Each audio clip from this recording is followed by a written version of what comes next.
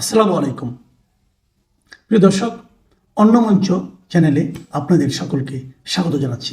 দর্শক, একে একে যে সকল তথ্য বের হয়ে আসছে তাতে ভবিষ্যতে হয়তো এটা নিয়ে একটা গবেষণা কর্ম হতে পারে যে ২৪-এর ৫ আগস্টে শেখ হাসিনার সরকার পতনের পরে শেখ হাসিনার নামে যত মামলা হয়েছে তার কত শতাংশ মিথ্যা মামলা, পুরোপুরি মিথ্যা মামলা, গায়েবী মামলা, উদ্ভট মামলা এবং হাস্যকর মামলা। একের পর এক এরকম তথ্য যখন বেরিয়ে আসছে, একাধিক মামলা থেকে শেখ হাসিনারকে অব্যাহতি দেওয়ার, পুলিশি প্রতিবেদনে অব্যাহতি দেওয়ার যে ঘটনাগুলো ঘটেছে এবং নতুন যে চাঞ্চল্যকর তথ্য এশিয়া পোস্ট আমাদের সময় সহ বিভিন্ন গণমাধ্যম তুলে এনেছে, তাতে বোধহয় এই গবেষণাটা অতীব জরুরি হয়ে পড়েছে।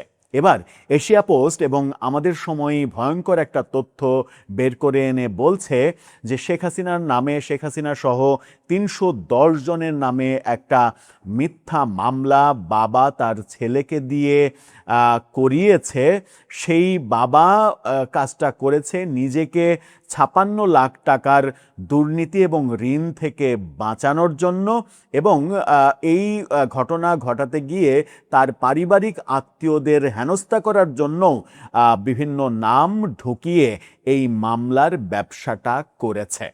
ভয়ঙ্কর সেই তথ্যটা বের করে এনেছে police bureau of investigation, PBI তদন্তে এই ভয়ঙ্কর তথ্য তুলে এনেছে এবং আদালতে প্রতিবেদন দিয়েছে যে এই মামলা পুরোটাই ভুয়া, বরং এই মামলা যে করেছে, যারা করেছে তাদের বিরুদ্ধে ব্যবস্থা নেওয়া যেতে পারে।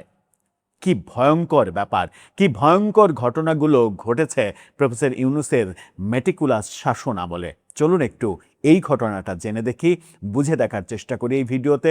থাকবেন পলিটিক্স টিভির নিয়মিত আয়োজন। দর্শক, বলছিলাম শেখ হাসিনার বিরুদ্ধে আরও একটি মিথ্যা মামলার নজির বের হলো। শেখ হাসিনা যে অপরাধ করেছেন, যে অপরাধ করেছেন সেই অপরাধের জন্য তার বিচার হোক, শাস্তি হোক, এই ব্যাপারে কেউ দ্বিমত পোষণ করবে না। কিন্তু এই যে ঢালাও মামলাবাজি, সারা দেশে হাজার হাজার মামলা, এবং যে ঘটনার সঙ্গে তার বিন্দুমাত্র কোনো সংশ্লিষ্টতা নেই সেরকম মামলায় ঢালাওভাবে তাকে ১ নাম্বার আসামি করার যে প্রয়াস, এই প্রয়াসগুলো একেবারে হাস্যকর পরিণতিতে যে যাবে এবং যাচ্ছে, সেটা একের পর এক তথ্য প্রমাণ ভিত্তিক তদন্ত বেরিয়ে আসছে, তদন্তে প্রমাণিত হচ্ছে। এবার বেরিয়ে আসলো আর এক ভয়ঙ্কর তথ্য, এই শিরোনামটা দেখে নিন। সেখানে এশিয়া পোস্টকে উদ্ধৃত করে আমাদের সময় বলছে, স্বামী স্ত্রীর পারিবারিক কলহ, সন্তানকে দিয়ে শেখ হাসিনা সহ ৩১০ জনের বিরুদ্ধে জুলাই মামলা, নেপথ্যে ৫৬ লাখ টাকার লেনদেন। স্বামী স্ত্রীর কলহের জেরে ছেলেকে দিয়ে এই মামলা করানো, এবং এই মামলা করানোর পেছনে আবার নিজের ৫৬ লাখ টাকার যে দুর্নীতি, অন্যের টাকা মেরে দেওয়ার যে ব্যাপার, সেই টাকা যেন ফেরত দেওয়া না লাগে, সেই মেটিকুলাস ডিজাইনটা করা হয়েছে। এখন প্রশ্ন হচ্ছে, এটার পেছনে ওই বাবা কিংবা ছেলেই শুধু রয়েছে, নাকি প্রফেসর ইউনূসের ক্ষমতার সময় ক্ষমতাবান রাজনৈতিক ব্যক্তিরা এর সঙ্গে জড়িত আছে? কি বলছে ভেতরে, চলুন একটু জেনে দেখি। স্বামী স্ত্রীর পারিবারিক কলহ এবং দেনা পাওনার বিরোধ গড়িয়েছে জুলাই আন্দোলনের মামলায়। এস.এম. ইফতেখার উদ্দিন নাদিম নামের ১৬ বছরের এক কিশোর বাদী হয়ে মামলা করেছে। ১৬ বছরের কিশোরকে দিয়ে মামলা করানো হয়েছে। এতে আসামি করা হয় ক্ষমতাচ্যুত প্রধানমন্ত্রী শেখ হাসিনা সহ ৩১০ জনকে। তবে পুলিশ ব্যুরো অব ইনভেস্টিগেশন, পিবিআইয়ের তদন্তে বেরিয়ে এসেছে একেবারেই ভিন্ন চিত্র। জানা গেছে, বাবার পাওনাদার এবং মায়ের আত্মীয়দের ফাঁসাতেই বৈষম্য বিরোধী ছাত্র আন্দোলনে আহতের নাটক সাজিয়ে এই মামলা করা হয়েছে। অর্থাৎ নিজে আহত হয়েছে, নিজে মাথায় গুলি খেয়েছে, এরকম বলে বৈষম্য বিরোধী ছাত্র আন্দোলনে নিজেকে আহত হিসেবে দাবি করে এই মামলা করেছে ওই কিশোর। গত বছরের ৬ আগস্ট এই ঘটনা ঘটে। এস.এম. ইফতেখার উদ্দিন নাদিম নামের এক কিশোর আদালতে মামলাটি দায়ের করেন। এতে সে নিজেকে জুলাই আন্দোলনের লড়াকু সৈনিক ও আহত হিসেবে দাবি করে। আদালত মামলাটি তদন্তের জন্য পিবিআইকে দায়িত্ব দেন। নাদিম তার এজাহারে দাবি করে, ১৯ জুলাই কদমতলী এলাকায় বৈষম্য বিরোধী ছাত্র আন্দোলনের মিছিলে থাকা অবস্থায় বর্তমানে কার্যক্রম নিষিদ্ধ আওয়ামী লীগের সন্ত্রাসীদের ছোড়া একটি গুলি তার মাথায় লাগে। এরপর তাকে মারধর করে অচেতন অবস্থায় কদমতলী থানায় সোপর্দ করা হয়। শেখ হাসিনা দেশ ছেড়ে পালিয়ে যাওয়ার পর সে মুক্তি পায়। পরে বাংলাদেশ মেডিকেল বিশ্ববিদ্যালয় হাসপাতালে চিকিৎসা নেয়। দীর্ঘ তদন্ত শেষে আদালতে এই মামলার চূড়ান্ত প্রতিবেদন দাখিল করে পিবিআই। এতে বলা হয় নাদিমের অভিযোগের সত্যতা পাওয়া যায়নি, অর্থাৎ তার অভিযোগ এবং তার বর্ণনা পুরোটাই মিথ্যা। পিবিআই উল্লেখ করেছে, বাদীর আর্জিতে বর্ণিত অপরাধের সঙ্গে বিবাদীদের জড়িত থাকার পক্ষে কোনো রকমের তথ্য প্রমাণ কিছুই পাওয়া যায়নি, সাক্ষীও পাওয়া যায়নি। বাদী ঘটনার সময় ঘটনাস্থলে আহত হয়েছে এমন কোনো দালিলিক নথিপত্র কিংবা তার চিকিৎসার যে সনদ, সে কোথায় চিকিৎসা নিয়েছে, চিকিৎসার যে সনদ, সেগুলো কোনো কিছুই পাওয়া যায়নি। তাহলে কেন এই ঘটনা ঘটল? মানে তারা ভিডিও ফুটেজ সহ বিভিন্ন কিছু বিশ্লেষণ করে দেখেছে পিবিআই যে নাদিমকে কোথাও দেখা যায়নি, এমনকি তার চিকিৎসা সনদও নেই। নেপথ্যে আসলে কি কারণে এই মামলাটা করা হয়েছে? দুটো কারণে। একটা হচ্ছে যে তার বাবার কাছ থেকে একাধিক লোক ৫৬ লাখ টাকা পাবে, সেই টাকাটা যারা পাবে তাদেরকে শায়েস্তা করা এবং তাদেরকে টাকাটা যেন দিতে না হয় সেই জন্য তাদেরকে আসামি করা হয়েছে। এবং তার মায়ের পক্ষের আত্মীয়দের, মামা, নানা, খালা, এদেরকে শায়েস্তা করার জন্য তাদেরকেও অন্তর্ভুক্ত করা হয়েছে। কি বলছে পিবিআইয়ের তদন্তে? মামলার নেপথ্যে কারণ হিসেবে বাদীর বাবা এস.এম. ইকরাম উদ্দিন শিহাবের ব্যক্তিগত বিরোধের তথ্য উঠে এসেছে। মামলার ৩৩ এবং ৫৩ নম্বর আসামি তারিক মামুনের সঙ্গে তার ব্যবসায়িক সম্পর্ক ছিল। এই ব্যবসায়িক সম্পর্ক ৫৫ লাখ টাকা তাদের কাছ থেকে এই বাদীর বাবা নেন। সেই টাকাটা মেরে দেওয়ার জন্যই মূলত এই ঘটনাটা ঘটানো হয়েছে। আসামির তালিকায় এরপরে ওই ৫৬ লাখ টাকার ব্যাপার তো রয়েছে, এবার দেখেন যে আত্মীয় স্বজনদের কিভাবে ফাঁসানো হয়েছে। আসামির তালিকায় নানা, মামা। পারিবারিক দ্বন্দ্বে প্রতিহিংসা কতদূর যেতে পারে তার প্রমাণ মিলেছে এই মামলার আসামির তালিকায়। তদন্তে দেখা গেছে বাদীর বাবার সঙ্গে তার মায়ের বিবাহ বিচ্ছেদের পর পারিবারিক কলহ তীব্র রূপ নেয়। এর জেরে নাদিমের নানা, মামা, খালা ও খালুসহ আত্মীয়দেরও আসামি করা হয়। অথচ এই আত্মীয়দের অনেকের সন্তানই জুলাই আন্দোলনে অংশগ্রহণ করে আহত হয়েছিল। আমি বুঝলাম যে এই দুটা ঘটনাই বউয়ের আত্মীয় স্বজনকে শায়েস্তা করার জন্য তাদের নাম ঢোকানো হয়েছে, আর যারা ৫৬ লাখ টাকা পাবে তাদেরকে শায়েস্তা করা এবং তাদেরকে যেন টাকা দেয়া না লাগে, কিংবা এই মামলা থেকে বাঁচার জন্য তারা যেন বলে যে আমার টাকা দেয়া লাগবে না ভাই, মামলা থেকে আমার নামটা কেটে দেওয়ার ব্যবস্থা করো, সেই জন্য তাদের নাম দেয়া হয়েছে। এই দুটো বুঝলাম। তাহলে শেখ হাসিনার নাম কোত্থেকে আসলো? শেখ হাসিনা কিভাবে কদমতলীতে গিয়ে তার ছেলের মাথায় কথিত গুলি করলো, যেগুলির কোনো চিহ্ন, মাথায় গুলি লাগলেও নাকি মানুষ বাঁচে, এবং মাথায় গুলি লাগা ১৬ বছরের কিশোর বেঁচে থেকে চিকিৎসা শেষ করে সে মামলা করছে, এবং সেই মামলায় এই মেটিকুলাস ব্যাপারগুলো ঘটাচ্ছে। মাথায় গুলি বোধহয় ওসমান হাদিরও লেগেছিল, এখনো সে বেঁচে আছে কিনা সেই তদন্ত বোধহয় করা যেতেই পারে। এই যে প্রফেসর ইউনূসের আমলে যে মেটিকুলাস মামলা বাণিজ্যগুলো হয়েছিল, এই ঘটনাগুলো কি বলে দিচ্ছে? এই ঘটনাগুলো ২-৪টা সত্য ঘটনা থাকলেও এই ঘটনাগুলো একের পর এক যখন বের হয়ে আসছে, তখন এই ঘটনাগুলো বলে দিচ্ছে যে রাজনৈতিকভাবে প্রতিহত করা, রাজনৈতিকভাবে হেনস্থা করা, রাজনৈতিকভাবে প্রতিশোধ নেয়ার জন্যই মূলত আওয়ামী লীগ নেতাদের বিরুদ্ধে মামলাবাজির এই ব্যবসাটা শুরু করেছিল প্রফেসর ইউনূসের সরকার। দর্শক, আপনার মতামতকে জানিয়ে লিখতে পারেন আমাদের কমেন্ট বক্সে। দর্শক, আওয়ামী লীগকে নির্বাচন করতে না দেওয়ার ফলে ঢাকা বারে মাত্র ৩৪% যে ভোট পড়েছিল, গত রাতে সেই নির্বাচনের ফলাফল ঘোষণা করা হয়েছে। সেখানে আমরা দেখেছি যে বিএনপি একচ্ছত্র আধিপত্য বজায় রেখেছে এবং সবগুলো পদেই বিএনপির আইনজীবীরা বিজয়ী হয়েছেন। জামাত এবং এনসিপির ভরাডুবি হয়েছে। এনসিপির পক্ষ থেকে নির্বাচনে কারচুপির অভিযোগও করা হয়েছে। ওই আমরা আর মামুরা নির্বাচন হয়েছে। ওই নির্বাচনে মোটামুটি বিএনপি সবগুলোতে জিতবে, এটা বোঝাই যাচ্ছিল। যেরকম নির্বাচন শেখ হাসিনা ২৪-এ আমি আর ডামি নির্বাচন করে বিতর্কিত হয়েছিলেন, সেই একই কর্মকাণ্ড শেখ হাসিনার কর্মকাণ্ডকে সমালোচনা করে সেই একই কর্মকাণ্ড আমরা বাংলাদেশে অব্যাহত থাকতে দেখছি।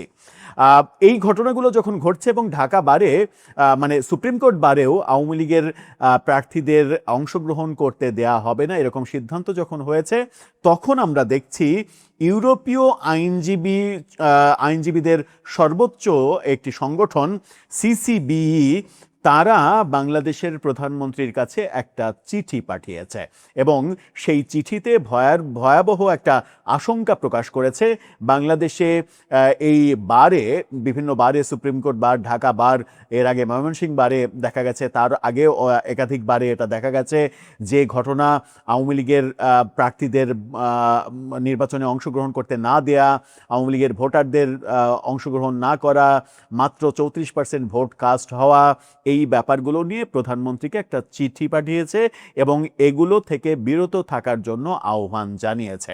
এটা একটা বড় ঘটনা। বাংলাদেশের প্রধানমন্ত্রীকে ইউরোপীয় আইনজীবীদের এই সর্বোচ্চ একটা সংগঠন তারা যখন চিঠি লেখে, তখন সেই চিঠিটা সরকার কোনোভাবেই গুরুত্বহীন ভাবার কোনো স্কোপ থাকে না। চলুন একটু জেনে দেখি যে কি লিখলেন তারা এই চিঠিতে, যে চিঠি বাংলাদেশের প্রধানমন্ত্রী বরাবর তারা লিখেছেন।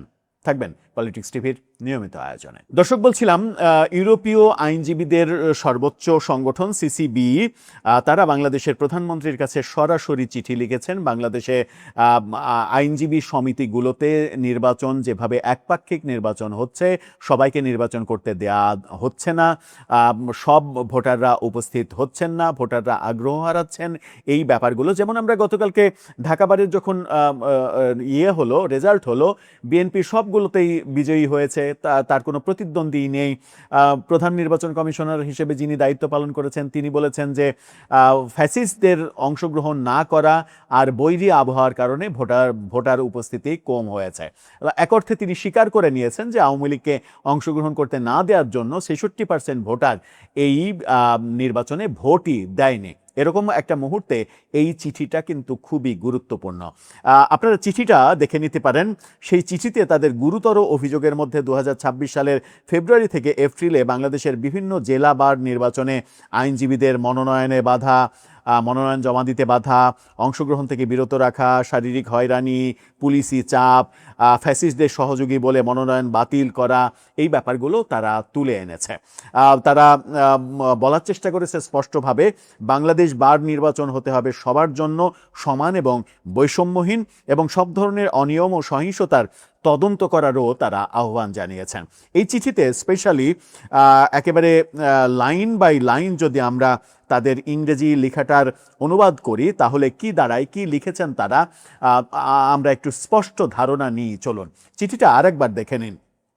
আমরা সেখানে লিখতে দেখছি, বিষয় বাংলাদেশের কয়েকটি জেলা বার নির্বাচনে অনিয়ম। মাননীয় প্রধানমন্ত্রী, আমি আপনাকে Council of Bars and Law Societies of Europe CCBE এর পক্ষ থেকে লিখছি।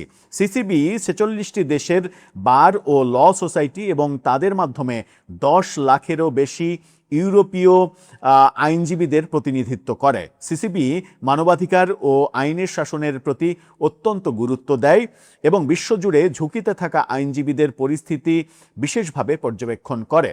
বাংলাদেশের কয়েকটি জেলা বার নির্বাচনে আইনজীবীদের মনোনয়ন ও অংশগ্রহণ বাতিল এবং বাধাগ্রস্ত করার ঘটনায় সিসিবিই গভীর উদ্বেগ প্রকাশ করছে। ফ্রান্সে অবস্থিত জাস্টিস মেকার্স বাংলাদেশ জেএমবিএফ থেকে প্রাপ্ত তথ্য অনুযায়ী 2026 সালের ফেব্রুয়ারি থেকে এপ্রিল মাসের মধ্যে বাংলাদেশে কয়েকটি জেলা বার ও সুপ্রিম কোর্ট বার অ্যাসোসিয়েশন নির্বাচনে বাংলাদেশের আওয়ামী লীগ সমর্থিত অসংখ্য আইনজীবী ও স্বতন্ত্র প্রার্থীকে অংশগ্রহণে বাধা দেওয়া হয়েছে, মনোনয়নপত্র জমা দিতে দেওয়া হয়নি এবং কিছু ক্ষেত্রে শারীরিক হয়রানির শিকারও করা হয়েছে। কিছু ক্ষেত্রে ফ্যাসিস্টদের সহযোগী হওয়ার অভিযোগে মনোনয়নপত্র আনুষ্ঠানিকভাবে বাতিল করা হয়েছিল। এছাড়া জানা গেছে যে পুলিশ হস্তক্ষেপ করে কিছু প্রার্থীকে সরে দাঁড়াতে চাপ দিয়েছে অথবা পূর্ববর্তী সরকারের সহযোগী হিসেবে আখ্যায়িত করে তাদের অংশগ্রহণে বাধা দিয়েছে। সিসিবিই আপনার দৃষ্টি আকর্ষণ করতে চাই জাতিসংঘের আইনজীবীদের ভূমিকা বিষয়ক মৌলিক নীতিমালার যে নীতিমালা তারা চিঠির সঙ্গে সংযুক্তও করেছে প্রতি নীতিমালার প্রতি বিশেষ করে আইনজীবীদের কার্যক্রম ও নিরাপত্তার নিশ্চয়তা বিষয়ক 16, 17, 18 নম্বর নীতিমালা এবং মত প্রকাশ ও সংঘবদ্ধ হওয়ার স্বাধীনতা বিষয়ক 23 নম্বর নীতিমালার প্রতি। অর্থাৎ তারা একেবারে ল কোন কোন ল জাতিসংঘের এই লগুলো রয়েছে সেই লগুলো সম্পর্কে মানে পয়েন্টগুলো সহ তারা উল্লেখ করেছে। সিসিবি আপনার দৃষ্টি আকর্ষণ করতে চাই সদ্য গৃহীত council of Europe convention of the protection of the profession of lawyer এর প্রতি এবং বাংলাদেশের পক্ষ থেকে এতে স্বাক্ষর ও দ্রুত অনুসমর্থনের আহ্বান জানায় যখনই এটি সদস্যপদের জন্য উন্মুক্ত হবে। উপরোক্ত বিষয়াদির পরিপ্রেক্ষিতে সিসিবি বাংলাদেশের সংশ্লিষ্ট কর্তৃপক্ষকে অনুরোধ জানায় যেন বার অ্যাসোসিয়েশন নির্বাচন এমনভাবে পরিচালিত হয় যাতে কোনো বৈষম্য ছাড়াই সকল আইনজীবীর সমান অংশগ্রহণ নিশ্চিত করা যায়। এটি সংশ্লিষ্ট সকল বার অ্যাসোসিয়েশনে নির্বাচনী অনিয়ম, প্রতিবন্ধকতা এবং হয়রানি বা সহিংসতার বিষয়ে তদন্ত করার জন্য সংশ্লিষ্ট কর্তৃপক্ষকে আহ্বান জানায়। এছাড়া সিসিবি চাই স্মরণ রাখা প্রয়োজন যে বিচার প্রশাসনের স্বাধীনতা ও অখণ্ডতা এবং আইনের শাসন রক্ষার লক্ষ্যে সকল আইনজীবী যেন প্রতিরোধ, বাধা, ভীতি প্রদর্শন বা হয়রানির ভয় ছাড়াই তাদের পেশাগত দায়িত্ব পালন করতে পারেন। এই চিঠিতে একেবারে স্পষ্ট তারা জানিয়ে দিয়েছে তাদের অবস্থান এবং কি করা উচিত সরকারের সেটাও বলেছে। যে দেশে আইনজীবীরা বাধাহীনভাবে কাজ করতে পারে না, যে দেশে আইনজীবীদের রাজনৈতিক ট্যাগ লাগিয়ে তাদেরকে তাদের অধিকার থেকে বঞ্চিত করা হয় এবং যার ফলে আমরা দেখলাম যে ঢাকা বারের নির্বাচনে 66% আইনজীবী ভোট প্রদান করতেই যাননি, সেই ভোট এবং সেই নির্বাচনে নির্বাচিত বিএনপির নেতারা নিজেদের নৈতিক অধিকার হারিয়ে ফেলবেন কিনা সেই প্রশ্ন উঠবে। কারণ মাত্র 34% ভোটারের ভোট দেয়াতে যে নেতা নির্বাচিত হন সেই নেতার নৈতিক মনোবল কতটা থাকে যখন তাকে সমর্থন কিংবা তাকে অসমর্থন করার জন্য 66% ভোটার উপস্থিতি হননি, বরং বর্জন করেছেন এই ভোট প্রক্রিয়াকে।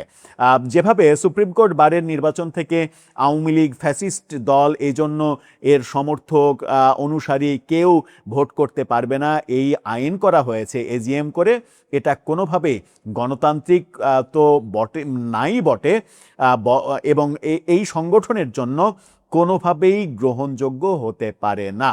কারণ সুপ্রিম কোর্ট বার যে সমিতি, সেই সমিতি কোনো রাজনৈতিক সংগঠন নয় যে আপনি কাউকে রাজনৈতিক ট্যাগ দিয়ে তার রাজনৈতিক সমর্থনকে মানে কি বলবো যে অপরাধ হিসেবে গণ্য করবেন এবং তার অধিকার থেকে তাকে বঞ্চিত করবেন। আমরা ঢাকা বারের যে ফলাফল দেখলাম, বিএনপি সবগুলো আসনে বিজয়ী হলো।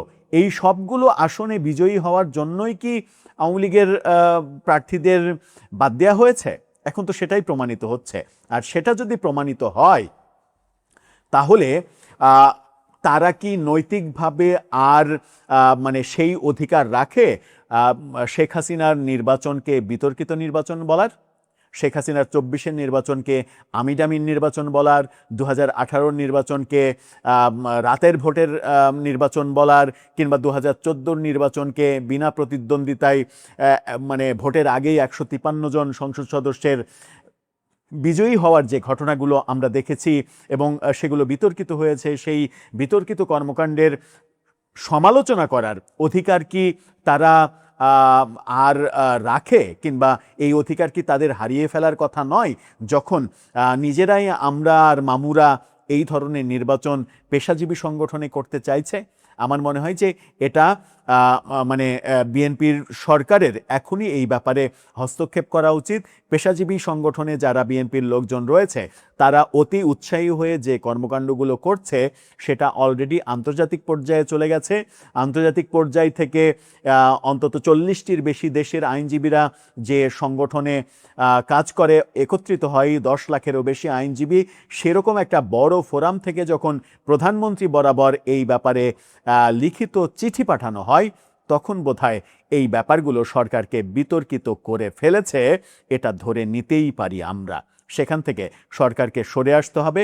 কারণ আওয়ামী লীগের কর্মকাণ্ডগুলো একা একা নির্বাচন, বিতর্কিত নির্বাচন, তার কারণেই তাদের পতন হয়েছে।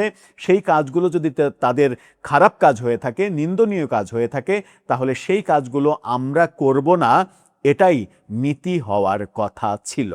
দর্শক, আপনার মতামত জানিয়ে লিখতে পারেন আমাদের কমেন্ট বক্সে।